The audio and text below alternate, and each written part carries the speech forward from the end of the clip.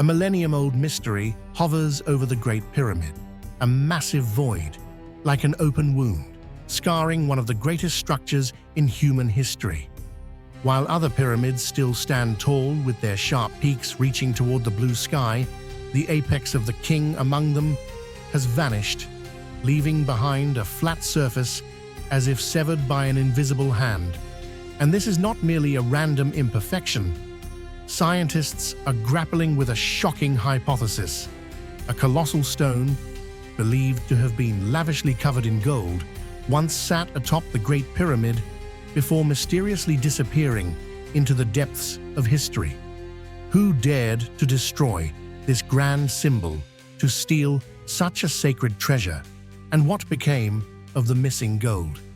This question has puzzled archaeologists and sparked countless intriguing theories about one of the boldest thefts of all time. As we know, the peak of the Pyramid of Khafra rises only about 2.5 meters above its body. Some researchers even argue that the difference is merely around 1 meter when compared to other pyramids in the region. Additionally, a common argument suggests that during the day, a gold-covered stone at the top might not have stood out against the white limestone of the pyramid when viewed from afar. However, the bigger question remains: why did the Great Pyramid lose such a significant amount of material from its peak, while other pyramids, though also weathered by time, have retained much of their original apex structures? Some theories suggest that at some point, a pharaoh may have ordered the destruction of the Great Pyramid's peak to diminish its grandeur. In ancient Egyptian history, it was not uncommon for rulers to attempt to erase the legacy of their predecessors. However, beyond political motives, thousands of years of weathering and human activity could also be contributing factors. Yet, something doesn't quite add up. Why was the destruction focused solely on the Great Pyramid's peak and not on other pyramids? An interesting detail is that dismantling stones from the top of a pyramid is no easy task. If vandals had intended to cause damage, pyramids with pointed summits would have been far easier targets than attempting to remove large stone blocks from a flat-topped structure like the Great Pyramid. Moreover, destroying the pyramid's peak would have required meticulous planning and specialized tools, making it unlikely that ordinary vandals were responsible. A wooden pole was once erected atop the pyramid by astronomer David Gill in 1874 to measure its height.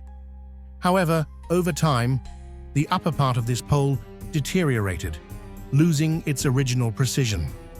A more recent event occurred in 2019 when an individual climbed to the top of the pyramid and caused damage. This may have prompted the Egyptian authorities to clean up or remove the remaining damaged parts. But is this truly the reason behind the Great Pyramid's missing peak? Or is there another secret still hidden from us? However, no historical records document an organized destruction campaign targeting the peak of the Great Pyramid in ancient times. So, who was responsible for this destruction and when did it happen? This is a question rarely addressed by Egyptologists. But if we can determine the timeline of the damage, we may uncover a crucial clue to solving this mystery. Although we don't have a time machine to travel back, if we can identify the method, motive, and opportunity behind the destruction, we might be able to propose a plausible explanation. Unfortunately, pinpointing the exact time of the damage is extremely difficult, as historical records on the height and peak of the pyramid are inconsistent. Ancient historians, such as Diodorus Siculus, 1st century BCE, and Pliny the Elder, 1st century CE, both mention the flat top of the pyramid. However, the measurements of its height and dimensions vary significantly. This inconsistency makes determining the timeline and cause of the destruction a major challenge. When discussing the measurement of pyramid heights, one clear observation is ancient people lacked modern technology to measure the vertical axis of these structures accurately. Instead, they tended to measure the distance a person had to climb from the pyramid's base to its peak. This approach was entirely reasonable, as climbing the pyramid's surface was far easier than using primitive tools to measure its exact vertical height. Based on the records of two prominent ancient figures, Diodorus Siculus and Pliny the Elder, it is evident that despite living centuries apart, their measurements of the pyramid were surprisingly consistent. Both noted that, in their time, the Great Pyramid's peak had a flat platform rather than a sharp point, as many imagine. Diodorus stated that each side of the platform measured approximately 2.7 meters, while Pliny provided a circumference of about 5 meters, meaning each side would be roughly 1.2 meters long. Although their figures are not identical, averaging them suggests that each side of the pyramid's peak was approximately 2 meters in length. From another perspective, Pliny's smaller measurement, compared to Diodorus's, might indicate that the platform had worn down over time. This theory makes sense, considering nearly 2,000 years separated their observations, and natural erosion was inevitable. Nevertheless, both accounts are valuable as they offer insights into the state of the Great Pyramid in ancient times. To further illustrate the missing height of the pyramid's peak, basic trigonometric calculations suggest that the remaining peak may be up to 1.5 meters lower than its original structure. This implies that 1 or 2 layers of stone at the top have been lost over time, or possibly even 3 layers were removed. Calculations also indicate that if measured precisely, the Great Pyramid could have originally reached a maximum height of about 217 cubits, based on the average height of each stone layer known today. Even so, until about 2,000 years ago, significant damage was limited only to the pyramid's peak. Its outer casing stones remained intact, and destruction was confined to a small area. The majority of the pyramid's peak damage only occurred when the outer casing stones were removed to rebuild the city of Cairo following a major earthquake in the early 14th century. At that time, the pyramid was used as a massive quarry for construction materials. A record from a French nobleman in 1395 describes witnessing masons using tools to dismantle large casing stones from the pyramid. This suggests that the destruction was not entirely due to natural causes, but was also the result of human intervention. He even noted that workers dropped the stones down to the base of the pyramid, contradicting claims that an earthquake was the primary reason for the damage. After the outer casing stones were removed, measuring the pyramid's height became increasingly difficult. Many travelers resorted to counting the steps along the ascent to estimate its height. However, this method proved to be inaccurate.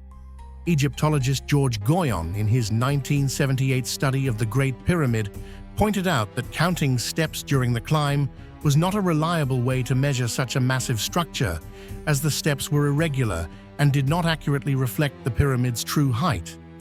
In conclusion, determining the true height of the pyramid is a complex question with no easy answer.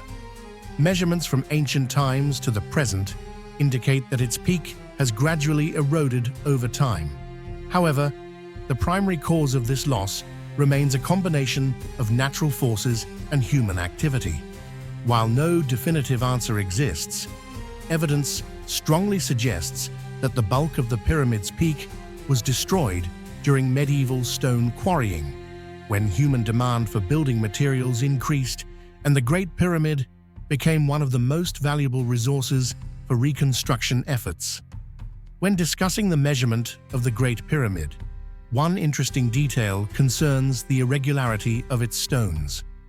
Regarding the height observed by researchers, Egyptologist George Goyon once described that although the outer casing stones of the pyramid were arranged very evenly in a horizontal manner, the underlying stones behind them were not entirely uniform in size. This means that when they were stacked, smaller stones were sometimes paired together to match the height of larger stones, creating the illusion of evenly spaced tiers. However, a problem arises when attempting to count the steps while climbing the pyramid. Because the stones are uneven, climbers may step onto a smaller block and then immediately onto a higher one.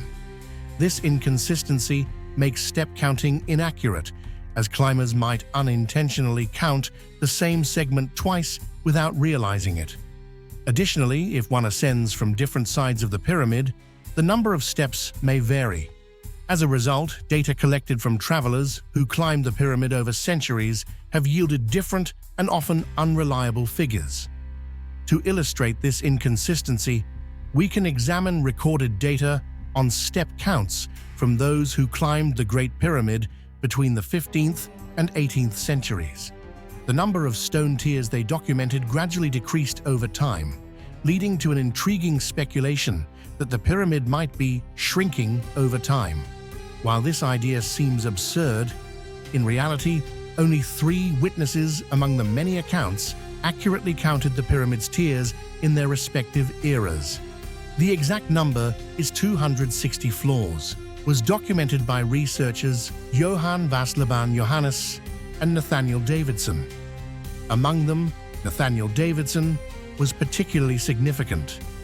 In 1765, he became the first person to meticulously record the height of each step while climbing the pyramid, and his data later became a crucial reference for subsequent studies. However, despite Davidson's remarkable work, he never published his findings. His record survived only as part of a memoir written by his friend Robert Walpole, which was published in 1818. Although these notes provided invaluable data, they also contained some errors. For instance, the measurements of Tier 1 and Tier 2 were swapped, and 3 other tiers were recorded as being about 1 minute shorter than their actual measurements. These minor errors, though seemingly insignificant, could lead to substantial discrepancies in calculating the pyramid's total height, making current data on the pyramid somewhat unreliable. Even a slight measurement error, off by just 1/4 of an inch per tier, could result in a significant difference at the peak. Another anomaly Davidson noted was the 206th tier, an unusually tall stone layer, measuring just under 1 meter, nearly twice the height of the surrounding tiers near the top. These oversized stones remain visible today and continue to captivate visitors due to their unusually large dimensions. This led Davidson to suspect that he may have miscounted some steps in the lower tiers, resulting in inaccuracies when identifying the 206th tier. However, thanks to the guidance of independent researcher Stephen McDonn, a recently recovered original manuscript of Davidson's work was found, containing his handwritten notes and initial measurements. Interestingly, Davidson had sketched the pyramid's peak with 6 scattered stone blocks, which closely resemble what we see atop the pyramid today. Another notable observation from Davidson's records is that he measured the length of the pyramid's summit at just 5.2 meters, whereas its current length is about 1.5 meters. This discrepancy is too large to be attributed solely to measurement errors, suggesting that multiple stone layers may have been lost since Davidson's survey. Given the high accuracy of Davidson's data, we can now use his observations to cross-reference other available evidence. Overall, although the number of stone tiers and recorded height measurements of the pyramid have changed over centuries, the observations and measurements of its peak have consistently aligned with Davidson's figures. Different measurement units, whether steps, strides, cubits, or paces, can all be roughly converted to match the 5-meter measurement Davidson recorded. While the dimensions of the stone tiers may vary by more than a meter, the massive stones at the top of the Great Pyramid have always left a strong impression on visitors. Looking back at Davidson's records from 1765, multiple accounts describe the 6 stones atop the pyramid, with some travelers even speculating that there may have once been 6 additional stones that are now missing. In the late 17th century, explorer Paul Lucas recorded his observations of the Great Pyramid's peak, describing around 6 massive stone blocks at the summit. This is considered one of the earliest documented references to the oversized blocks at the top of the pyramid. Prior to that, in 1693, the missing stones had already attracted attention, and explorers in the 17th century described the topmost tier as having up to 12 large stones.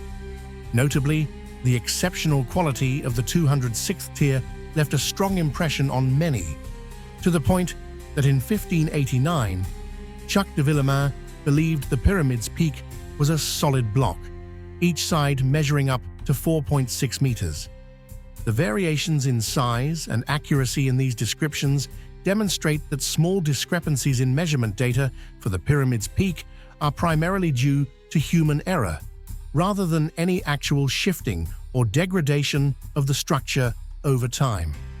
One of the earliest European records of measuring the pyramid comes from Marco Grimani around 1540, who estimated the summit using 8 long steps. However, Grimani is even more notable for being the first to discover the northern air shaft exit around the 100th tier of the pyramid, an important discovery in studying its structure. Going further back, around the year 1200, historian Abdal Latif al-Baghdadi recorded that the outer casing stones of the Great Pyramid were still intact. He measured the width of the upper tiers at 5.8 meters, about 1 meter larger than the 206th tier measured after the casing stones had been removed. This suggests that when the outer casing stones began to be stripped away for quarrying, approximately 4 tiers may have been lost from the pyramid. According to many researchers, these tiers were not removed for architectural reasons, but for economic gain, as the casing stones had high commercial value. The foundation blocks of the pyramid were largely unaffected, since their removal would not have provided any practical benefit. Over time, the number of missing tiers gradually increased. However, in the first 2,500 years, only about 3 tiers were removed from the Great Pyramid. In the following 1,200 years, approximately 4 more tiers were lost. In the following 1,200 years, approximately 4 more tiers were lost. If we look at the current state of the Khakri Pyramid, we can see a similar pattern, with its summit missing about 5.5 tiers. The Great Pyramid has also lost its casing stones and about 4 additional tiers, yet thanks to the massive structure and stability of the 206th tier, the pyramid has avoided accidental or deliberate destruction. By the late 17th century, before the year 1700, half of the blocks on the 206th tier had been removed, leaving only 6 large stones. By around 1800, 5 more tiers had disappeared, marking the period when most of the summit stones had been taken away.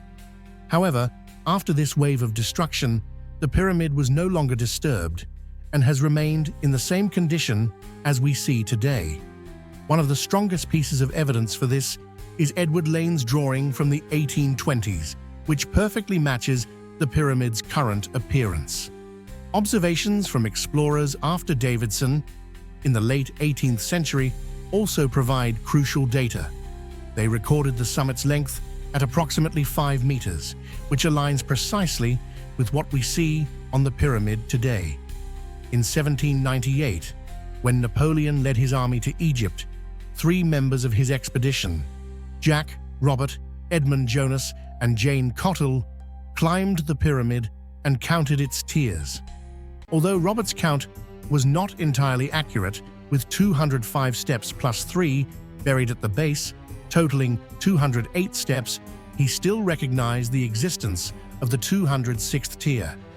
Each person counted 201 steps plus 2 remaining ones, totaling 203 steps. Their step count and description of the pyramid's summit perfectly match its current condition. Jamaat also noted the presence of 2 remaining steps that would soon disappear, with clear traces indicating that adjacent stones had been recently removed. This proves that at that time, the pyramid's summit was undergoing unfortunate destruction, giving us valuable insights into how its upper tiers were damaged over the centuries. Jamaat became a witness to the final acts of destruction on the Great Pyramid. After his records, no further damage occurred. Like many others who followed, Jamaat believed this destruction was random and inexplicable. However, we now know that this was not true because the Great Pyramid's summit has remained stable for centuries. This final act of destruction could only have occurred around the end of 1798, between Chuck Roberts' presence in Egypt and Admiral Jamaat's visit to the pyramid. The extensive damage that took place in such a short period was not a spontaneous act, but a well-planned and coordinated effort. Initially, upon witnessing the devastation, Jamaat and many others were puzzled by the motive behind it. Why would so much effort be spent attacking the summit of the Great Pyramid all at once? Nonetheless, the summit of the Great Pyramid remained small and uneven until 1798. As depicted in Nathaniel Davidson's painting, the summit of the pyramid was not an ideal place for placing chairs or tables, nor was it suitable for hosting large gatherings. This very situation made the removal of 5 tiers from the Great Pyramid a worthwhile effort. By the end of 1798, Chuck Roberts was the last person to measure the Great Pyramid up to the 206th tier. He recorded that the Turks were highly suspicious of any actions taken by outsiders in their country. They always feared that some sinister plan was at play, or at the very least, that some kind of strange magic was involved. An Arab Sikh accompanying Roberts warned that these efforts might be futile, bringing no financial gain. He swore by Allah that there was no benefit in such actions. It is possible that these very individuals were behind the destruction we see today at the summit of the Great Pyramid. Without this event, nearly all of the foundation stones would have remained in their original positions. Had the casing stones not been removed, the summit of the Great Pyramid might have looked very similar to the current shape of the Pyramid of Khafra. This illustrates a sad reality, that a few individuals acting in self-interest played a significant role in erasing parts of our ancient history. It is easy to imagine those who destroyed the Great Pyramid doing so merely to host tea parties, and this might one day be perceived by future generations as a normal part of modern tourism.